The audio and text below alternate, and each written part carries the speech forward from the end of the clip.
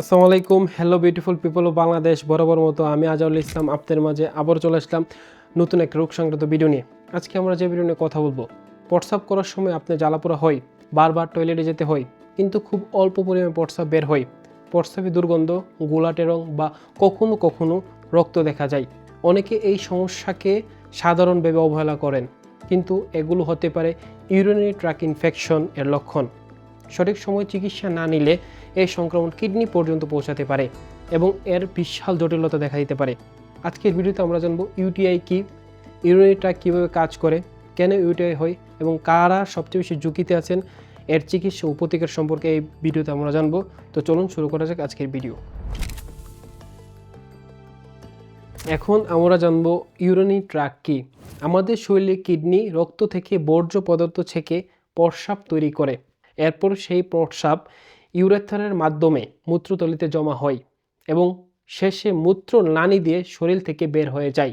এই পুরো ব্যবস্থাকে বলা হয় ইউরিনারি ট্র্যাক্ট। যখন এই পথের কোনো অংশে জীবাণুর সংক্রমণ হয় তখন তাকে ইউরিনারি ট্র্যাক্ট ইনফেকশন বা ইউটিআই বলা হয়। এখন আমরা জানবো ইউটিআই কেন হয়। প্রায় 80 থেকে 90% ক্ষেত্রে ইকুলাই নামের ব্যাকটেরিয়া এই সংক্রমণের জন্য দায়ী। এছাড়া সংক্রমণ ঝুঁকি বাড়ায় পর্যাপ্ত পানি পান না করায়, দীর্ঘ সময়ে প্রস্রাব চেপে রাখলে, ব্যক্তিগত পরিচ্ছন্নতার অভাবে, গর্ভাবস্থায়, ডায়াবেটিস, কিডনিতে পাথর, প্রস্রাবের পথ বন্ধ হয়ে যায়, ক্যাথেটার ব্যবহার, রোগ প্রতিরোধের ক্ষমতা কমে যাওয়া। নারীদের ইউটিআই বেশি কেন হয়? নারীদের মূত্রনালী পুরুষের তুলনায় ছোট হয়, ব্যাকটেরিয়া খুব সহজে মূত্রথলিতে পৌঁছে যেতে পারে। এছাড়া গর্ভাবস্থায়, মেনোপজের পর হরমোনের পরিবর্তন, যৌন মিলনের পর সংক্রমণের ঝুঁকি, এসব কারণে নারীদের মধ্যে ইউটিআই বেশি দেখা যায়। চলুন জেনে নেওয়া যাক ইউটিআইয়ের লক্ষণ কি কি। ইউটিআইয়ের সাধারণ লক্ষণগুলো হলো প্রস্রাব করার সময় জ্বালাপোড়া, বারবার প্রস্রাবের বেগ, অল্প পরিসরে প্রস্রাব হওয়া, হঠাৎ প্রস্রাবের চাপ অনুভব করা, তলপেটে ব্যথা, প্রস্রাবে দুর্গন্ধ, প্রস্রাব গোলাটে হওয়া এবং প্রস্রাবের সাথে রক্ত আসা। এখন আমরা জানবো কিডনিতে সংক্রমণ ছড়িয়ে পড়লে কি হয়। যদি সংক্রমণ কিডনিতে পৌঁছে যায় তাহলে দেখা দিতে পারে 101 ডিগ্রি ফারেনহাইট বা তার বেশি জ্বর, কাঁপুনি, কোমরের দুই পাশে তীব্র ব্যথা, বমি বা বমি বমি ভাব, দুর্বলতা। এটি একটি জরুরি অবস্থা এবং দ্রুত হাসপাতালে যেতে হবে।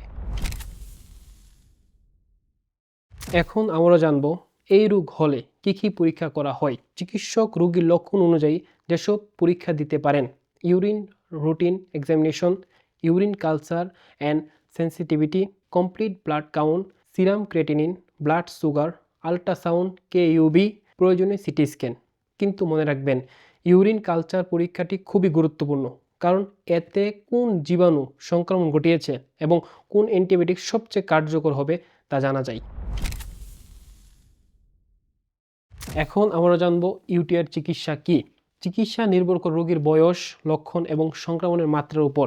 সাধারণ চিকিৎসার মধ্যে রয়েছে চিকিৎসকের পরামর্শ অনুযায়ী অ্যান্টিবায়োটিক, পর্যাপ্ত পানি পান, জ্বর বা ব্যথার ওষুধ, প্রয়োজনে হাসপাতালে ভর্তি এবং অ্যান্টিবায়োটিক প্রয়োগ। কিন্তু মনে রাখবেন, নিজের ইচ্ছামতো অ্যান্টিবায়োটিক খাবেন না এবং কোর্স অসম্পূর্ণ রাখবেন না। এখন আমরা জানবো চিকিৎসার পাশাপাশি কি খাবেন। প্রচুর পানি পান করুন, ডাবের পানি খেতে পারেন, লেবুর পানি বা অন্যান্য তরল খাবার গ্রহণ করতে পারেন, তাজা ফল ও শাকসবজি খাবেন, অতিরিক্ত কোমল পানীয় ও অ্যালকোহল এড়িয়ে চলুন, অতিরিক্ত ক্যাফেইন কম গ্রহণ করুন। এখন আমরা জানবো ইউটিআই প্রতিরোধের উপায়। ইউটিআই প্রতিরোধে কিছু সহজ অভ্যাস খুবই কার্যকর। প্রতিদিন 2 থেকে 3 লিটার পানি পান করুন। যদি চিকিৎসক অন্য পরামর্শ না দেন, প্রস্রাব চেপে রাখবেন না, ব্যক্তিগত পরিচ্ছন্নতা বজায় রাখুন, পরিষ্কার ও শুকনো অন্তর্বাস ব্যবহার করুন, ডায়াবেটিস থাকলে রক্তের শর্করা নিয়ন্ত্রণে রাখুন, চিকিৎসকের পরামর্শ ছাড়া অ্যান্টিবায়োটিক খাবেন না। কখন দ্রুত হাসপাতালে যাবেন? উচ্চ জ্বর, কাঁপুনি, কোমরের তীব্র ব্যথা, প্রস্রাবে রক্ত, বারবার বমি বা বমি বমি ভাব, গর্ভাবস্থায় ইউটিআইয়ের লক্ষণ, শিশু বা বয়স্কদের ইউটিআইয়ের লক্ষণ, 2 থেকে 3 দিন ওষুধ খাওয়ার পরও উন্নতি না হওয়া। এখন আমরা জানবো ইউটিআই নিয়ে সমাজে প্রচলিত কিছু ভুল ধারণা। অনেকে মনে করেন ইউটিআই শুধু নারীদের হয় এটা সম্পূর্ণ ভুল।